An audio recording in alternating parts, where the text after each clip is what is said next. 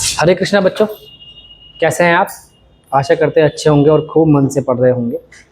हमारी जो क्लास चल रही थी वो चल रही थी हमारी इतिहास की, और इस इतिहास में हम बच्चों पहुंच गए थे मगध साम्राज्य तक। और इस मगध साम्राज्य के जो महत्वपूर्ण शासक थे वो हमने पढ़ के पूरे कर लिए। अब इसके साथ में जो मुझे पढ़ाना था वो पढ़ाना था आपको विदेशी आक्रमण। लेकिन इस विदेशी आक्रमण को पढ़ने से पहले हमें क्या समझना चाहिए कि जो बौद्ध और जैन धर्म थे और साथ में शैव धर्म था, भागवत धर्म था, इन धर्म को हमें एक साथ पढ़ लेना चाहिए। तो आप कंफ्यूज मत होना, हमने पहले क्या पढ़ा है, हमने पहले मगध पढ़ा। अब मगध के बाद हम मौर्य साम्राज्य पढ़ेंगे। इस मगध में ही जो अंतिम मतलब कि जो अब साम्राज्य आ रहा था नंदवंश के बाद, वो आ रहा था मौर्य साम्राज्य। तो मौर्य साम्राज्य को पढ़ाने से पहले मैं आपको बौद्ध धर्म, जैन धर्म, भागवत धर्म और शैव धर्म ये पढ़ा दूंगा। उसके बाद में मैं आपको पढ़ाऊंगा जब विदेशियों ने यहाँ पे आक्रमण किया, फिर उस विदेशियों के आक्रमण के बाद फिर मैं आपको फिर मौर्य पढ़ाऊंगा। तो इसी तरीके से आप सीक्वेंस को समझ के चलना कि भाई हमने मगध के मेन राजा पढ़ लिए। अब हम और उसी समय के महाजनपद काल के और भी राजा थे, महावीर थे, बुद्ध थे, इनके बारे में भी पढ़ लेंगे। फिर उनके बाद में हम ये देखेंगे विदेशियों ने आक्रमण कौन सा किया। जब ये सब हमारा एक पैरा पूरा हो जाएगा तो फिर हम पढ़ेंगे मौर्य को। तो आपकी सीक्वेंस रहेगी मगध, मगध को बीच में रोका, मतलब रोका, रोक करके आपने क्या देखा, बौद्ध धर्म देख लिया, जैन धर्म देख लिया, भागवत धर्म देख लिया, शैव धर्म देख लिया, वैष्णव धर्म देख लिया। धर्म के बाद आपने विदेशी आक्रमण देख लिया। तो ये एक चार्ट आपका अलग बन के हट गया। उसके बाद आपने क्या करा, फिर आपने पढ़ा मौर्य, और फिर मौर्य से फिर रेगुलर चलेंगे मौर्य, मौर्योत्तर, गुप्त और गुप्तोत्तर, और फिर पूर्व मध्य काल। ठीक है। तो जो बौद्ध धर्म, जैन धर्म के क्वेश्चंस बनते हैं उसके ही बारे में मैं अब आज को पढ़ा, मतलब आज आपको पढ़ाऊंगा, और उसके बाद विदेशी आक्रमण पढ़ाऊंगा। अब जरा समझना, जो बौद्ध और जैन धर्म है, तो यहाँ से जो हम क्लास स्टार्ट कर रहे हैं वो बौद्ध और जैन धर्म के आगमन को बताएंगे कि इनका आगमन कैसे हुआ। क्योंकि हम लोग बस डायरेक्ट देखते हैं भगवान बुद्ध का जन्म लुम्बिनी, नेपाल, इस तरीके से स्टार्ट कर देते हैं, ऐसे ही महावीर का स्टार्ट कर देते हैं।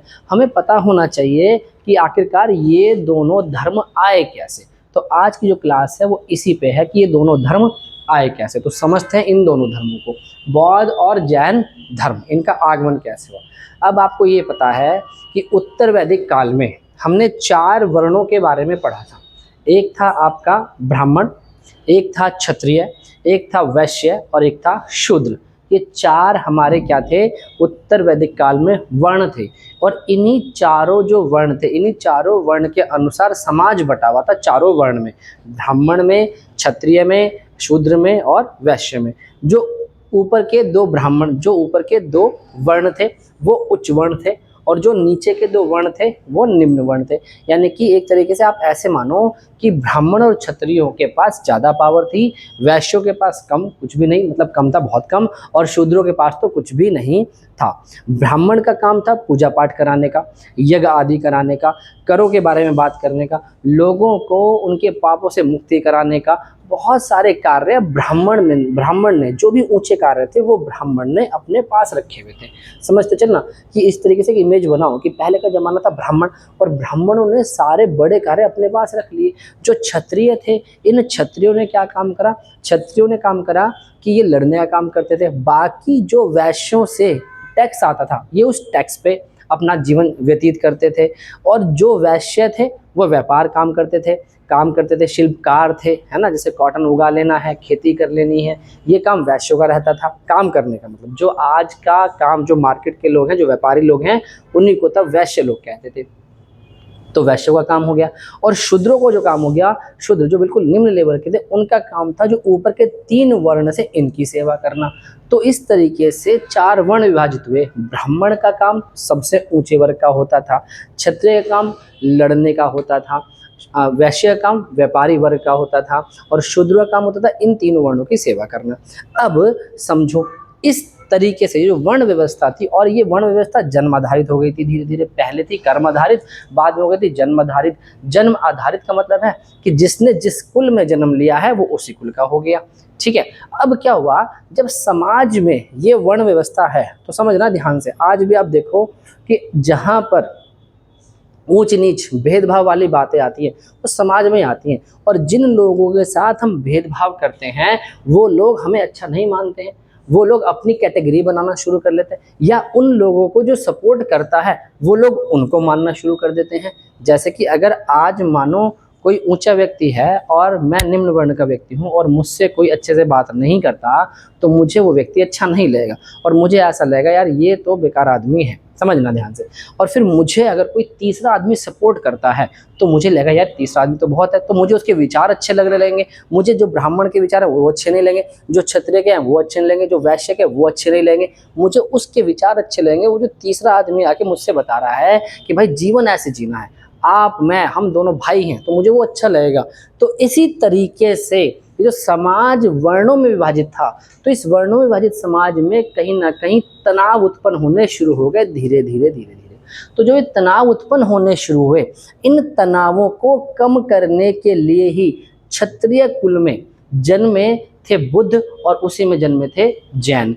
इन बुद्ध ने और जैन ने उन लोगों के साथ, उन लोगों के विचारों के साथ, उनकी परंपरा के साथ ऐसे काम करना शुरू किया कि क्षत्रियों ने यानी कि जैन ने और बौद्ध ने ये बताया कि आखिरकार जीवन जीना कैसे है। सिर्फ जीवन ये नहीं है कि जो बड़े लोग बोल रहे हैं, जो उच्च वर्ण के लोग बोल रहे हैं ऐसे ही जीवन जिया जाता है।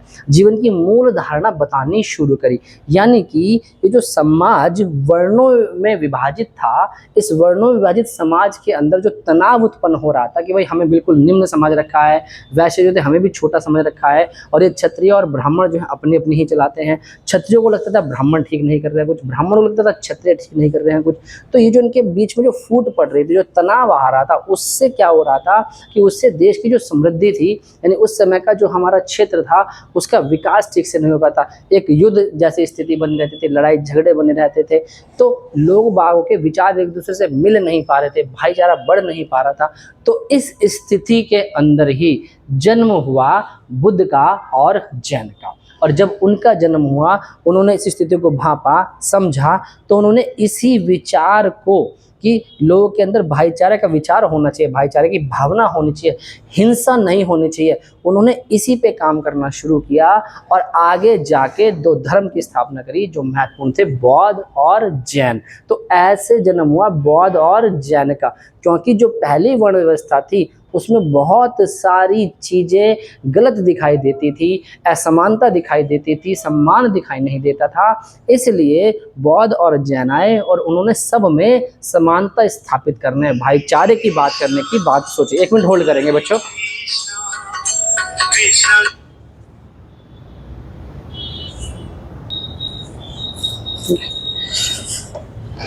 एक फ़ोन आ गया था बच्चों, इसलिए थोड़ा सा रोकना पड़ा। तो मेरे हिसाब से बात आपको समझ में आई होगी कि किस तरीके से बौद्ध और जैन आए। मतलब बौद्ध और जैन आना एक अलग है, लोगों ने, समाज ने उन्हें एक्सेप्ट क्यों किया? क्योंकि समाज में असमानता थी और उस असमानता को अगर दूर कराने वाला कोई व्यक्ति दिखाई दे रहा है तो उसको तो लोग सुनेंगे, और वो जो व्यक्ति था वही रिलेट करता था जैन से और बौद्ध से। तो इसीलिए जन्म हुआ बौद्ध और जैन का। आया समझ में? अभी सिर्फ इतना नहीं पड़ा कि बौद्ध, अब हमें ये पता है बौद्ध और जैन आए क्यों, इन असमानताओं को दूर करने के लिए आए हैं। समझ में आ रहा है? अब जरा समझना ये असमानता धीरे धीरे कैसे और बढ़ी थी।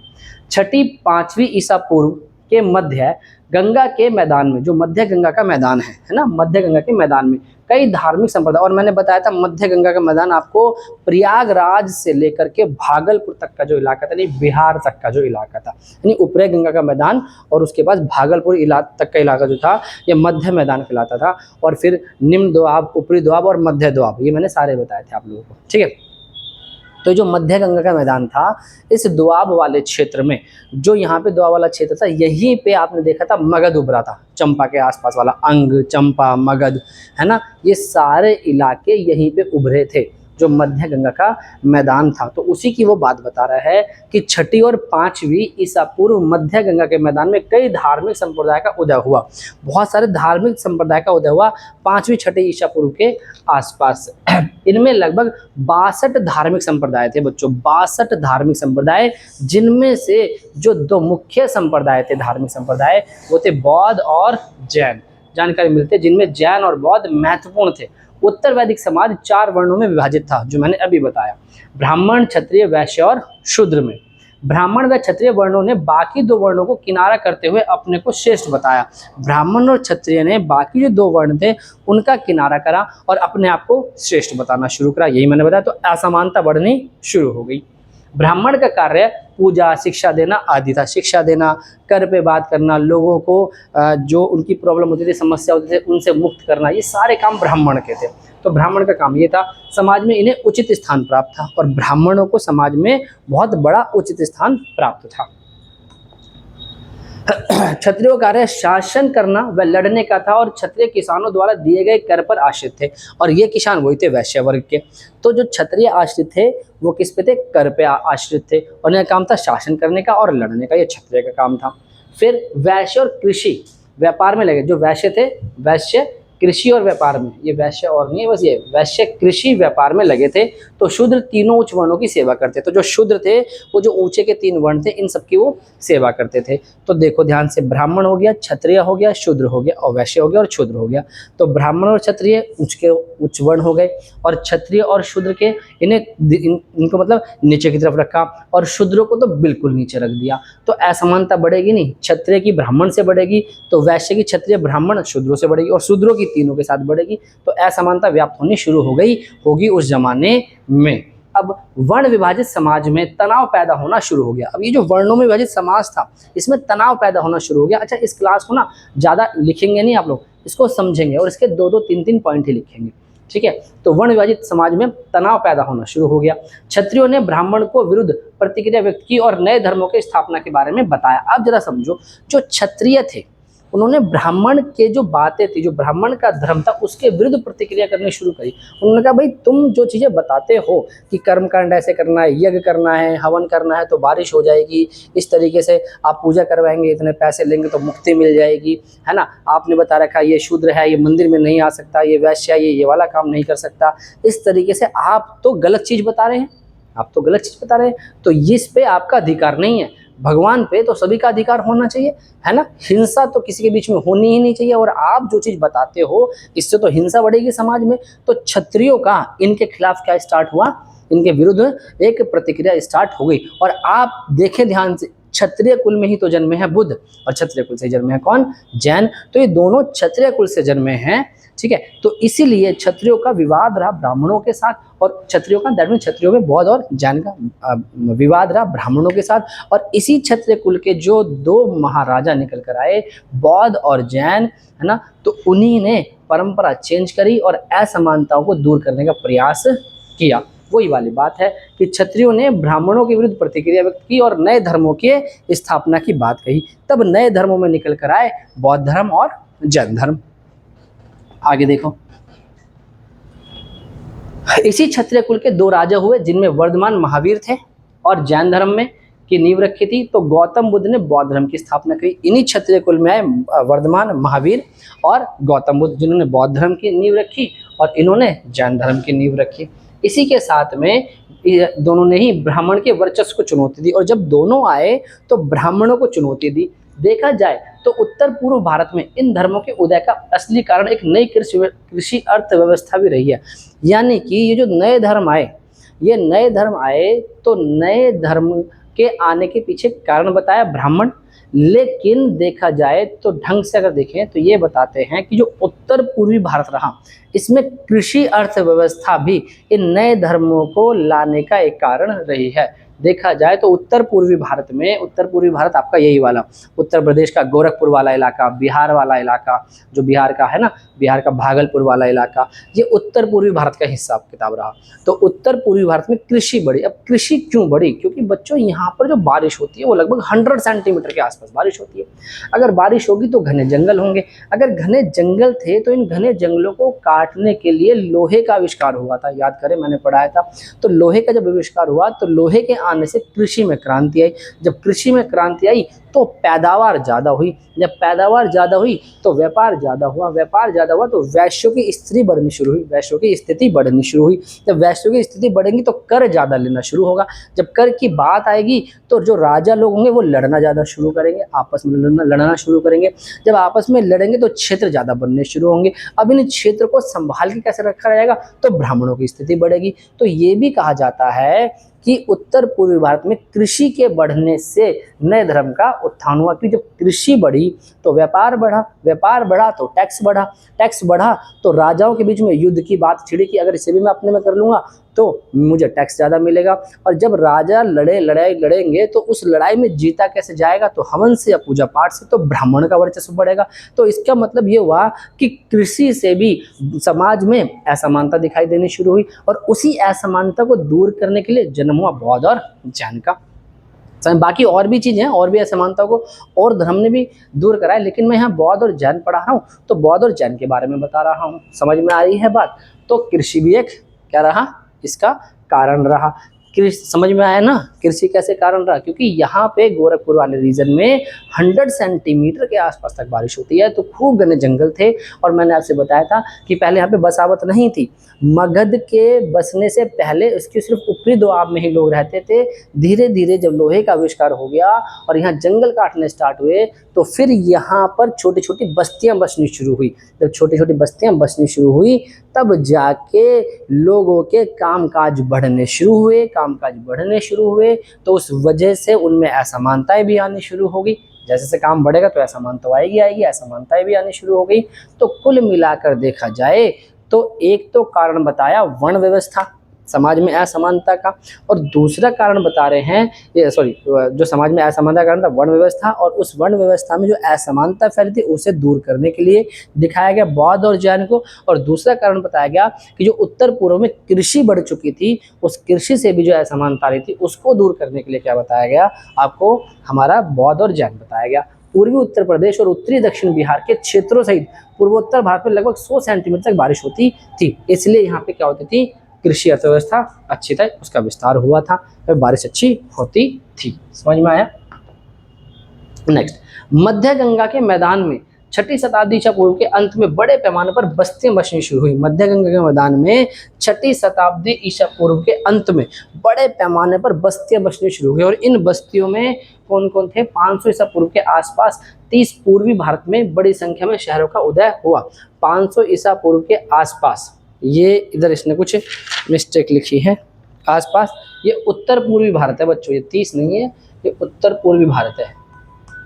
उत्तर पूर्वी भारत में यानी कि 500 ईसा पूर्व के आसपास उत्तर पूर्वी भारत में बड़ी संख्या में शहरों का उदय हुआ, जिनमें इलाहाबाद के पास कौशाम्बी था, उत्तर प्रदेश के देवरिया जिले में कुशीनगर था। तो इस तरीके से आप समझें कि 500 ईसा पूर्व के आसपास उत्तर पूर्व में बहुत से बस्तियां बसनी शुरू हो गई। जब बस्तियां बसनी शुरू हो गई है ना यहाँ पर, तो इन्हीं बस्तियों में लोग भी तो रहेंगे, जैसे बस्तियां बसनी शुरू हो जाएंगी, लोग ही तो बस्तियां बसा रहे हैं, तो फिर वहाँ असमानताएं दिखाई देंगी। अब इन असमानताओं को दूर करने के लिए ही जन्म हो रहा है महावीर और किसका, बौद्ध का। तो कुल मिलाकर महावीर और बौद्ध का जो हम जन्म देखते हैं कैसे हुआ है ना, तो वो जन्म मतलब कि इन दो धर्मों का उदय कैसे हुआ, वो दो धर्मों का उदय हुआ असमानताओं को दूर करने के लिए। और असमानता कैसे स्टार्ट हुई, वर्ण व्यवस्था से स्टार्ट हुई, कृषि के विस्तार उससे स्टार्ट हुई। कृषि का विस्तार कैसे हुआ, तो कृषि का विस्तार जो हुआ वो हुआ उत्तर पूर्वी भारत में, और उत्तर पूर्वी भारत में बारिश होती है 100 सेंटीमीटर तक, तो कृषि का विस्तार हुआ। वहाँ पे धीरे धीरे बस्तियाँ बसनी शुरू, यानी कि जो लोग पहले ऊपर की तरफ रहते थे वो धीरे धीरे उत्तर पूर्व की तरफ आने शुरू हो गए। एक स्लाइड अगर हम ऐसे ले लें तो पहले लोग यहाँ तक रहे हैं, यहाँ तक घने जंगल होते थे, इस साइड में घने जंगल दिखाई दे रहे हैं आप लोगों को, ऐसे माने। तो इन घने जंगलों को काटने के लिए लोहे का आविष्कार हुआ। जब लोहे का आविष्कार हो चुका था तो ये घने जंगल काटे, धीरे धीरे यहाँ बस्तियाँ बसनी शुरू हो गई। इन्हीं बस्तियों में कौशाम्बी था, है ना, उत्तर प्रदेश के देवरिया जिले में वाराणसी था, वैशाली था, पाटलिपुत्र था, जो सारे मैंने मगध में पढ़ाए हैं, जो 16 महाजनपद पढ़ाए हैं वो यहीं पे फल फूल रहे थे, इस वाले इलाके में, ठीक है ना, इस वाले इलाके में फल फूल रहे थे। जब वो फल फूल रहे थे तो धीरे धीरे वही तो बोला कि बस्तियां बसनी शुरू हुई, और फिर उनमें लड़ाई झगड़े भी शुरू हुए, किसको, क्षेत्र को लेकर के। राजा अपना क्षेत्र ही तो बढ़ाना चाह रहा था। इसलिए मैंने आपसे बताया कि जो आपसे पहले हमने पढ़ लिया और अब जो हम पढ़ रहे हैं इसका तालमेल सही बैठ पाएगा। अगर मैं बोलता कि उत्तर पूर्व में बस्तियां बसनी शुरू हो गई, अब आप सोचे थे कैसे, तो हमने पहले लोहा भी पढ़ रखा है, फिर हमने मगध भी पढ़ लिया, अब आपको पता है हाँ ये तो उत्तर पूर्व में ही बसे हुए थे। ये बसे हुए थे तो इन लोगों में असमानताएं भी आएंगी। असमानता क्यों आएंगी ये भी अब आपको बताया मैंने कि जब वर्ण व्यवस्था है तो असमानता तो आनी जायज़ है। इस असमानता को दूर करने के लिए हम देख रहे हैं कि इसको बुद्ध को और जैन को। इतनी बात समझ में आ गई? ठीक है। अब इन शहरों में कई कारीगर और व्यापारी काम करते थे, ये तो सारा मैंने बता ही दिया। जब ये बस्तियाँ बसेंगी तो काम भी होंगे, काम होंगे तो टैक्स भी बढ़ेगा, टैक्स बढ़ेगा तो उस टैक्स को लेने के लिए लोग आपस में लड़ेंगे भी, है ना? समझ में आ रही है बातें? तो इस तरीके से आप कुल मिलाकर अगर इसका निचोड़ हम देखें तो ये समझेंगे कि जो उत्तर पूर्वी हिस्सा था, भारत का जो उत्तर पूर्वी हिस्सा था, इसमें एक तो वर्ण व्यवस्था की वजह से जो असमानताएं प्रकट थी, उन असमानताओं को कैसे दूर किया जाए, इसको दूर करने के लिए ही जन्म होता है बौद्ध और जैन धर्म का। तो अब हम जो पढ़ेंगे, पहले हम वो पढ़ेंगे जैन धर्म है, और उसके बौद्ध धर्म, और उसके बाद हम देखेंगे जैन धर्म। ये हमारा हो जाएगा पूरा। तो आज की जो क्लास थी उसमें आपको ये समझ में आया कि बौद्ध और जैन क्यों आए। कि बौद्ध और जैन आए तो उन्होंने अपने स्वीकृतियों से ये बताना शुरू किया कि ये असमानताएं कैसे दूर हो सकते हैं। उन्होंने कहा भाई हिंसा नहीं करनी चाहिए। देखो बौद्ध कह रहे हिंसा नहीं करनी चाहिए, तो अगर आप हिंसा नहीं करोगे तो आपका आपस में भाईचारा बढ़ेगा। अगर आपका आपस में भाईचारा बढ़ेगा तो आपका व्यापार बढ़ेगा, और आपका व्यापार बढ़ेगा तो आप सभी लोग तरक्की करोगे और सबको सम्मान मिलेगा, सब समाज में एक जैसे दिखाई देंगे। तो उन्होंने इन असमानताओं को ही दूर करा, बौद्ध ने और जैन ने। ठीक है, तो मिलते हैं आप नेक्स्ट क्लास के साथ भगवान बुद्ध के साथ, और उनके बारे में हम पूरा पढ़ेंगे। उनका जन्म कहाँ हुआ, किस प्रकार उन्होंने कार्य किया, क्या क्या उन्होंने बातें बताई, कौन कौन से उनके बौद्ध संगतियाँ हुई हैं, इन सबको हम देखेंगे। तो आज की क्लास में आपको ये पता चला बौद्ध और जैन का आगमन कैसे हुआ, असमानताओं को दूर करने के लिए इनका आगमन हुआ। समझ में आया? चलो मिलते हैं नेक्स्ट क्लास के साथ। हरे कृष्णा, धन्यवाद।